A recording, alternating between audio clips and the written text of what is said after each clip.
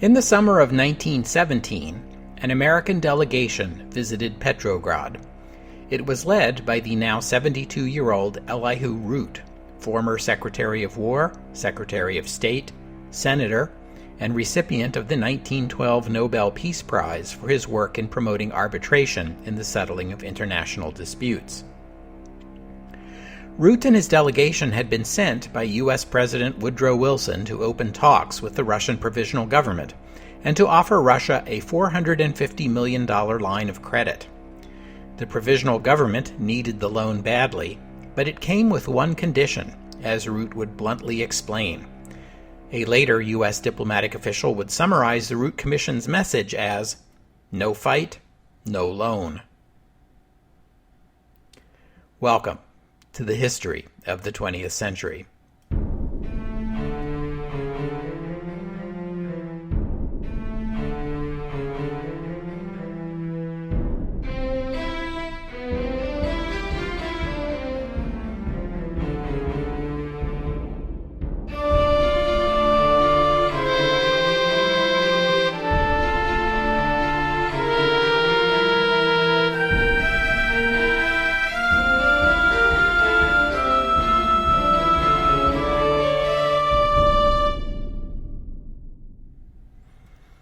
Episode 139, No Fight, No Loan. The February Revolution in Petrograd had taken place swiftly and with relatively little bloodshed. 169 Russians died in the fighting, and about 1,200 more were injured. Every death is a tragedy, of course, but still, these are remarkably light casualty figures when you consider that we're talking about the overthrow of one of the most heavy-handed governments in the world, a regime that has ruled for centuries, and at its greatest extent over 1/6 of the planet's land area. The first foreign government to recognize the new Russian Provisional Government was that of the United States. This had a lot to do with the U.S. ambassador in Petrograd, who was bullish on the revolution and urged the Wilson administration to support it at once. Recognition also came through quickly from Russia's major allies in the war, Britain, France, and Italy. From a propaganda point of view, the Russian Revolution was a boon to her allies. They had already been trying to frame the war as future versus past, democracy versus autocracy, freedom versus repression. But the fact that one of the principal allied nations was Imperial Russia, a nation whose regime was as elderly and old-fashioned as it was heavy-handed and undemocratic, undercut that framing. And so, Russia's allies hailed the revolution as Russia's glorious transformation into a fully modern, democratic nation, because it made a good story. The Allies now represented democracy and egalitarianism. In contrast, autocratic Germany, authoritarian Austria, and the elderly and unstable Ottoman Empire could now plausibly be lumped together as obsolete throwbacks from a bygone era of aristocracy and absolutism. In particular, as we saw last week, the Russian Revolution made it possible for Woodrow Wilson to declare that the Great War was about making the world safe for democracy. Internally, though, the new provisional government struggled with the most basic matters of governance. It had done its deal with the Petrograd Soviet, which listed the priorities of the new government, and it had appointed new ministers. A moderate aristocrat, Georgy Yevgenyevich Lvov, became the new chairman of the Council of Ministers, the equivalent of a prime minister, and also Minister of the Interior. Two other important ministries were assigned to Duma members whose names you are already familiar with: Pavel Nikolaevich Milyukov, he of the famous Stupidity or Treason speech, would become the new foreign minister, and Alexander Fyodorovich Kerensky would become the new Minister of Justice. The new government would work on the priorities agreed to with the Soviet, which I laid out in episode 137. New laws were quickly put into place, guaranteeing Russians the freedom of speech, assembly, and of the press. Laws that discriminated against Jews, Muslims, and other religious minorities were repealed. The death penalty was abolished, so were floggings. Deportation to Siberia, one of Imperial Russia's most hated and feared punishments, was abolished. So many liberal reforms passed so quickly that Justice Minister Kerensky was soon moved to boast that Russia was now the freest nation in the world. The new government also dismissed all provincial governors. These officials had been appointed by the emperor, and so you can understand that the provisional government might have doubts about their loyalty to the new order. In fact, some were staunch monarchists, others were willing to take oaths of loyalty to the new government. It didn't matter. Every one was dismissed. Their role was to be taken up by the zemstvos, basically local councils. Zemstvos had been created under earlier reforms, but like the Duma, they had in practice been more consultative bodies than legislative ones, and they had little experience in actual governance. These changes were in the spirit of the revolution, but they created an immediate practical problem. The new government had dissolved the mechanism by which the old government had exercised control over the vast Russian nation, and replaced it with a patchwork of local councils that varied widely in their competence and ability to govern, let alone their willingness to cooperate with the government in Petrograd. The provisional government also carried through its commitment to dissolve police organizations. These were to be replaced by citizen militias. Again, though the desire to rid Russia of the chief implement of imperial oppression was understandable, this action also diminished the provisional government's ability to enforce its will. The provisional government also moved swiftly and comprehensively on the agreed-upon amnesty for political prisoners. I'll have more to say about that in a few minutes. These reforms were enacted swiftly because they were uncontroversial. Everybody wanted them. Land reform was still needed, but that was a tricky business, and the provisional government was notably reluctant to touch it. In the absence of action from Petrograd, many peasants took measures into their own hands. As word percolated across Russia's vast territory of the emperor's abdication, many of the rural peasants saw the revolution as principally about land reform and set to work on their own spontaneous people's land reform, if you like. This took the form of peasants harvesting crops and rustling livestock from other people's land. It got more serious once soldiers from rural regions began hearing about the do-it-yourself land reform underway back home and began deserting in large numbers so they could hurry back and get in on the action. Another reform that the provisional government was slow to move forward on was this constituent assembly that was supposed to form the nucleus of Russia's new post-revolutionary government. It had been agreed that the Constituent Assembly would be chosen in a nationwide election on the principle of universal suffrage, including women, by the way. Women had played an important role in the February Revolution, and the new government acknowledged that by making Russia the first country in the world to grant full rights of suffrage to every adult woman. The thing is, just between you and me, the provisional government has a legitimacy problem. The Duma had been assembled from an election process that was weighted to favor landowners and the urban bourgeoisie, and even at that, the provisional government was only tenuously linked to the Duma. Not all the ministers were even Duma members, and the Duma itself had not ratified the provisional government, or even been asked to. Rodzianko, the chairman of the Duma, was not in the new government. He was regarded as too close to the emperor. In fact, you could argue that the provisional government was self-appointed, and you would not be far wrong. The provisional government had a lot of popular support at first, but it was just a matter of weeks before that support began to dwindle as the government began to take unpopular decisions, which made the disaffected wonder out loud just who these guys were anyway, and how do they get to make all these decisions. There was no constitution in place, not even a final decision on whether Russia was to be a monarchy or a republic. How would authority be allocated between the zemstvos and the national government? What was the mechanism for the national government to enforce its will? Questions like these remained unanswered. If at least a constituent assembly could be assembled after a democratic election, it could ratify the current Council of Ministers or replace it if they deemed that advisable, and that would at least begin to answer the mounting questions regarding the new government's legitimacy. And if the provisional government were at least seen to be organizing an election that would lead to a constituent assembly within the next, 6 months, 9 months, a year, that could at least buy the provisional government some breathing room to operate in the meanwhile. But in fact, the provisional government never did prioritize that constituent assembly election. This was likely their biggest single mistake, and it's all the more perplexing because we don't even have much in the way of sources to tell us why this crucial question kept getting pushed to the bottom of the government agenda. The closest we can get to an answer is the testimony of the secretary to the provisional government, an aristocrat named Vladimir Dmitrievich Nabokov, who would later say that there was no conscious decision to put off the election.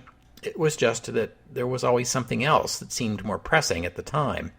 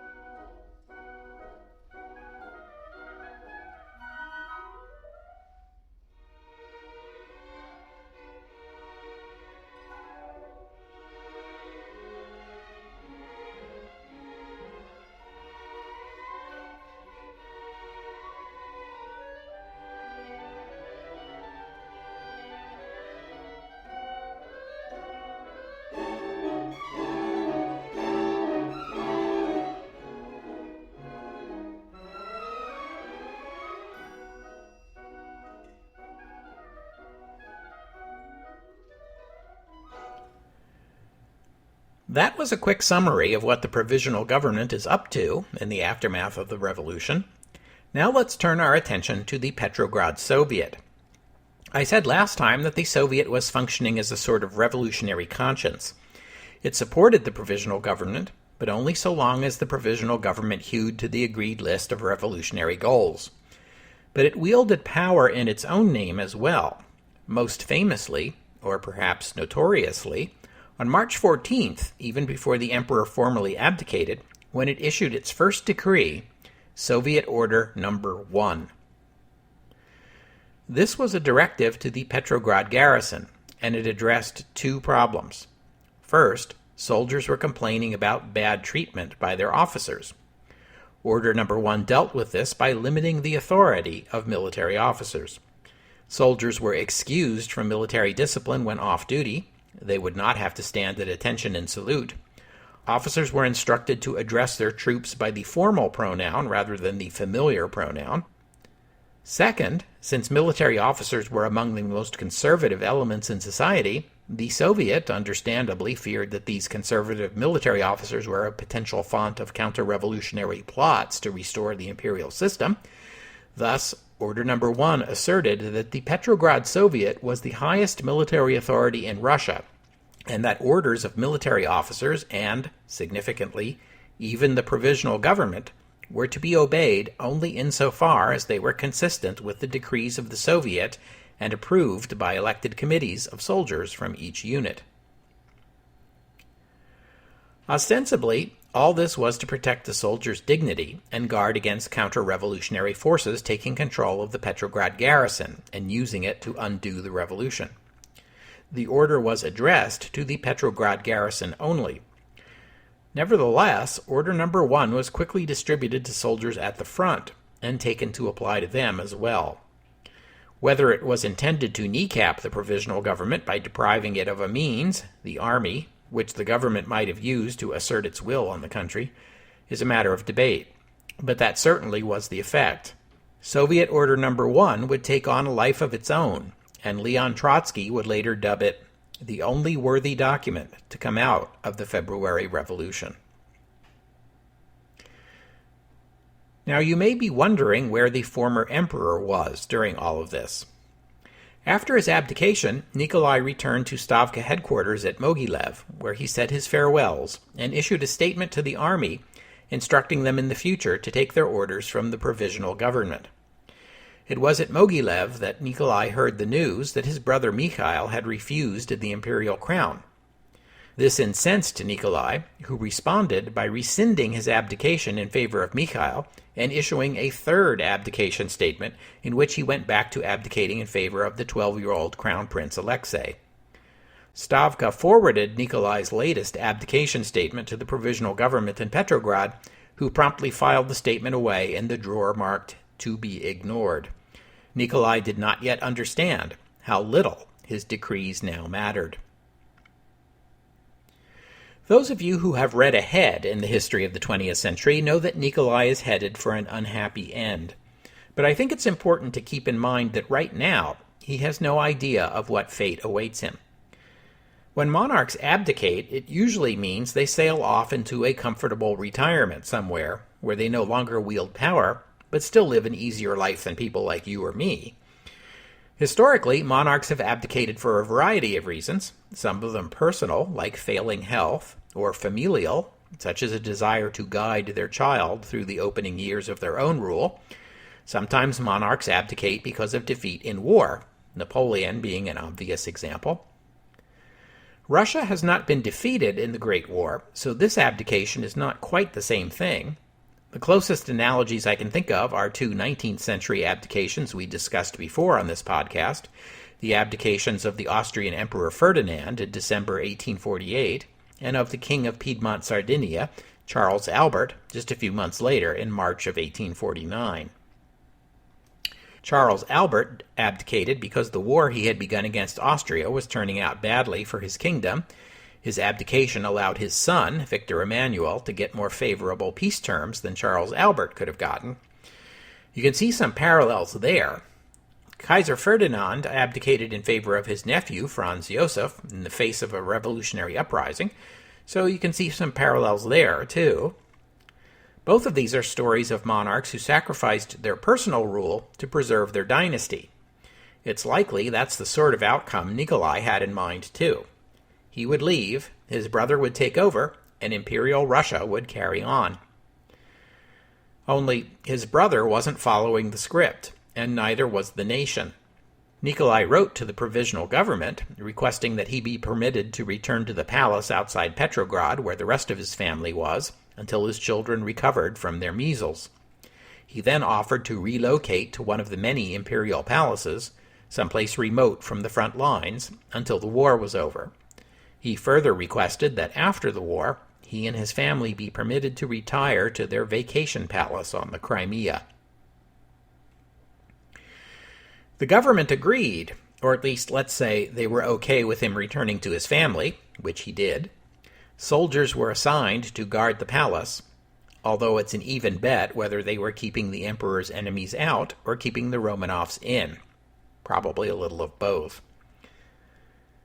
That's because, while the members of the provisional government were mostly okay with treating the former emperor with respect, the Petrograd Soviet was not ready to make nice. Socialists in Russia, and everywhere really, hated Nikolai. They saw him as a singularly cruel and oppressive foe of them and of the working classes. They wanted to see him put on trial for crimes against the Russian people, and his wife Alexandra for treason. For its part, the provisional government worried that the question of what to do with the emperor was threatening the uneasy alliance between them and the Soviet, and might tarnish the new Russia's image abroad. It seemed expedient to remove this problem by removing Nikolai, and so one of Foreign Minister Milyukov's first assignments was to find a foreign country willing to accept the Romanovs in exile. His first queries were to Switzerland, Denmark, France, and Britain. The French, who were having their own troubles with mutinous soldiers and restless socialists at this time, we'll talk more about that next week, wanted nothing to do with him. The British scotched the idea of sending Nikolai to Switzerland or Denmark. Both of these small neutral countries bordered on Germany, and the government of David Lloyd George worried that it would be too easy for Nikolai to slip across the border into Germany, or be abducted and spirited away to Germany, where the Germans could use him to undermine the new Russian government and perhaps spark a civil war. The Lloyd George government at first offered to allow Nikolai and his family to come to Britain, and Nikolai agreed. Indeed, he quickly became enthusiastic about this idea. But then the British government suddenly retracted the offer.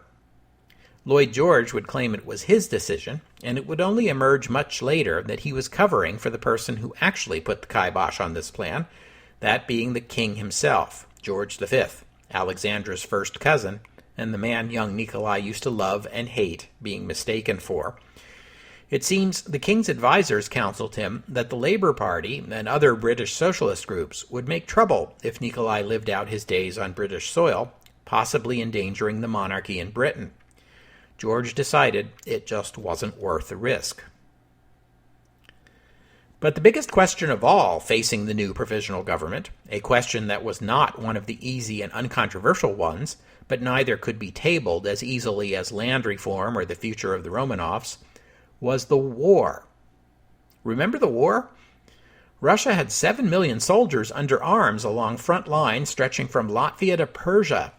They were still in the trenches, fighting, bleeding, dying. For what exactly? If you think back to those crazy days of the Duma, its members giving speeches about Rasputin, about the Empress, about stupidity or treason, you'll recall that the liberals in the Duma, the Democrats and constitutionalists, were not attacking the emperor's government for fighting the war. They were mad at the government for botching it. You might be tempted to ask whether this liberal enthusiasm for the war was opportunistic. In other words, did the liberals merely get behind the criticisms of the war effort as a convenient political device that allowed them to attack the emperor and look patriotic at the same time? Surely political convenience played a role, but this is an era when liberalism and nationalism often go hand in hand. A lot of the aristocracy have German family connections, including the Romanovs themselves, while the business and professional class, the bourgeoisie, were among the most stridently anti-German of Russians. Remember the good old days of the Concert of Europe, which wanted every nation to have a monarch because the Republican rabble would think only of the welfare of their own nation and not of Europe generally? Think back to the days of the July crisis in 1914. Remember Alexander Krivoshein, the agriculture minister who was one of the most outspoken in favor of a hard line against Austria and Germany? Also a supporter of land reform and of granting more power to the Duma. He was one of the ministers who was dismissed for opposing the emperor's decision to take personal command of the army. Remember Sergei Sazonov, the foreign minister who was in the thick of the diplomatic machinations in the Balkans that ultimately led to the war? Dismissed by the Empress Alexandra for being insufficiently loyal. The members of the provisional government were cut from this same cloth. They believed in the war, and they believed the fighting must go on. In fact, the provisional government was so committed to continuing the war that some in the German government suspected that the February Revolution had been engineered by the British. But the war was not popular with the soldiers, nor with the working class masses, and these were the two groups that had just toppled the emperor. This forced the provisional government into an awkward balancing act. The Allies, Britain, France, and Italy, and soon the United States, they very much want Russia to stay in the war. Speedy recognition of the provisional government by the Allies abroad helped buttress the government's legitimacy at home, and Allied financial aid promised to get Russia back on her feet. But all this foreign goodwill would evaporate in a heartbeat if the Allies got the idea that the provisional government wanted out of its wartime commitments. The imperial government had pledged to the Allies that it would not seek a separate peace with Germany. The Allies regarded that pledge as still binding on the provisional government, and so, from the Allied point of view, the provisional government's legitimacy was weighed and measured by its willingness to live up to Russia's already existing obligations.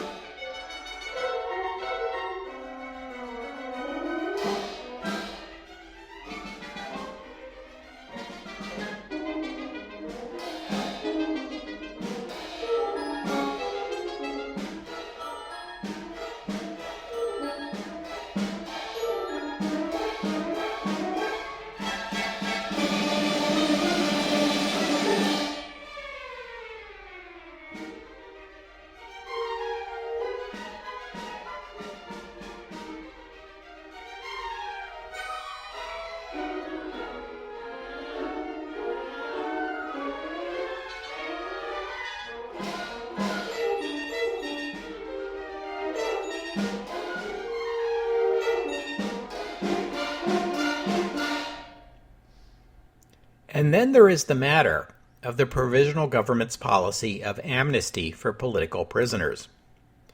It was a broad amnesty, and perhaps it needed to be. After decades of political repression, Russia had a lot of political prisoners, whose ideologies ranged from moderate and liberal to socialist and extremist, including individuals who had committed crimes of violence in their opposition to the old regime. There's something about long-term political repression that tends to radicalize opponents of the government, so none of this is surprising. The Petrograd Soviet had pushed for a broad amnesty, no doubt because a lot of the Soviet's leaders were themselves socialists who distrusted the members of the provisional government and saw their willingness to release even the most radical prisoners as the acid test of the provisional government's willingness to accept and work with Russian socialists, even socialists who opposed the provisional government on the grounds that the February Revolution hadn't gone far enough.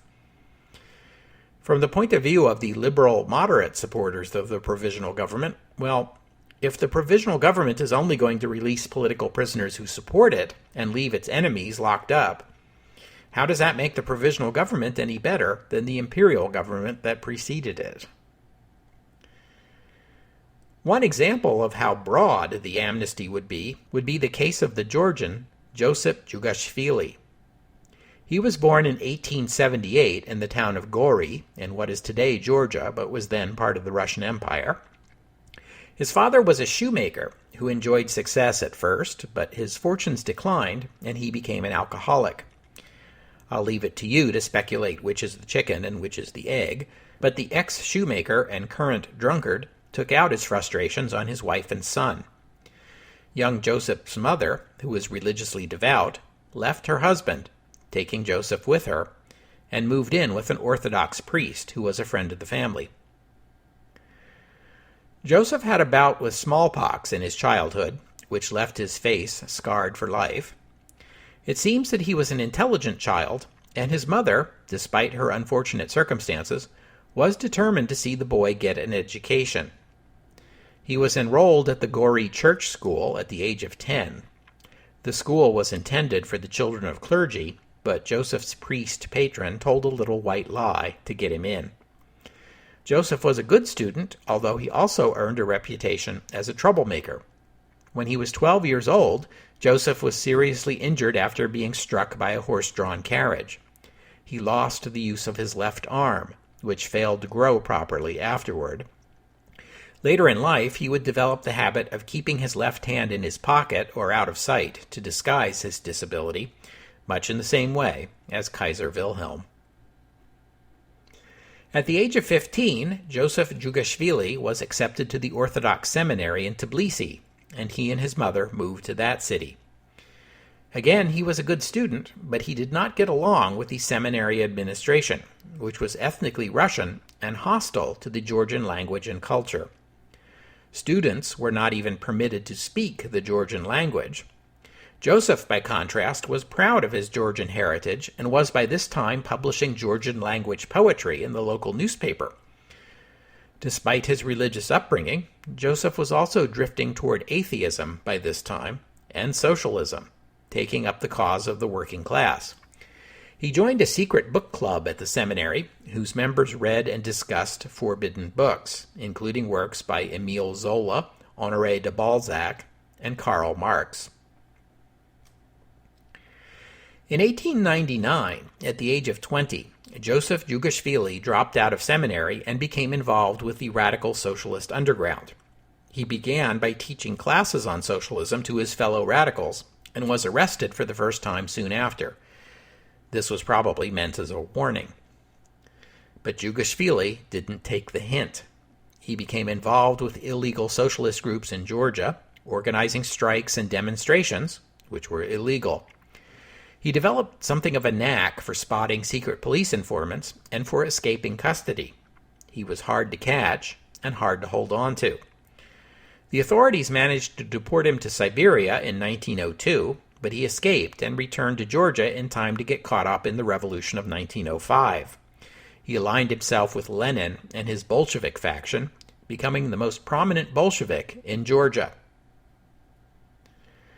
During the violence of this period, he opposed attacks on Jews and Armenians, dismissing pogroms as the emperor's tool to divide the opposition.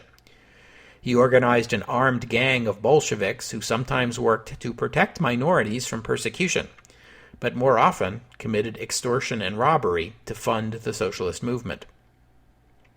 The official Russian Social Democratic Labor Party opposed these tactics, but Lenin quietly encouraged Djugashvili to keep it up. They had their biggest score in Tbilisi in 1907 when Djugashvili and his gang attacked a stagecoach carrying cash from the post office to the state bank. Despite the fact that this cash shipment was guarded by a heavy police and military escort, Djugashvili's gang successfully attacked it and made off with over 300,000 rubles, worth millions of US dollars in our time. 40 people were killed in this attack, but none of them were Djugashvili or his men. The robbery made headlines worldwide, though it hurt the reputation of Russian socialists in general, and Bolsheviks in particular, making them look more like a bandit gang than a political movement. In 1908, Djugashvili was caught and deported to Siberia. He escaped in 1910 and made it to St. Petersburg before being arrested and sent back. In 1912, he escaped again and again headed to St. Petersburg. Lenin offered Djugashvili a seat on the Bolshevik Central Committee because he believed that having a high-ranking Georgian in the party would appeal to them and to other ethnic minorities within the empire. By this time, press laws in the Russian Empire had been liberalized enough that the Bolsheviks had their own newspaper called Pravda, which is Russian for truth. Djugashvili wrote articles for the paper. In 1913, he crossed the border into Austria, lived in Vienna for a while, and there published his most important work, an essay entitled Marxism and the National Question, which examined the relationship between socialism and nationalism. This essay was published under the pseudonym Stalin. The Russian word for steel is stal, so the name suggests steel. It also evokes Lenin, which you'll recall is also a pseudonym. Joseph Djugashvili would become known generally as Joseph Stalin, and that's the name I'm going to call him from now on, since 1, it's better known, and 2, it's easier to say, and I have a feeling I'm going to be talking about this guy a lot over the next, say, 200 episodes or so. Shortly after writing this essay that made his reputation as a socialist intellectual, Stalin returned to St. Petersburg, where he was caught again and deported to Siberia again, this time to a particularly harsh and remote region from which it would be difficult to escape. In early 1917, with only a few months to go on his exile, Stalin, now 38 years old, was drafted, although excused from military service because of his disability. Then came the February Revolution, and before you can say, the workers must control the means of production, Stalin was back in Petrograd. He was appointed editor of Pravda and assigned one of the Bolshevik seats on the Isполком, the executive committee of the Petrograd Soviet. And just like that, one of the most notorious revolutionary criminals in all Russia is now a player in the new regime. Now, there are amnesties and there are amnesties, but you gotta admit, this is an amnesty. We'll be sure to check in again with Stalin in a future episode and see how all this works out, but we'll have to stop there for today. Thank you for listening, and a special thanks to Carol for her donation, and thank you, Steve, for becoming a patron of the podcast. Donors and patrons help keep the words going and the bits flowing, so if you'd like to help out, visit the website, historyofthe20thcentury.com, and click on the PayPal or Patreon buttons.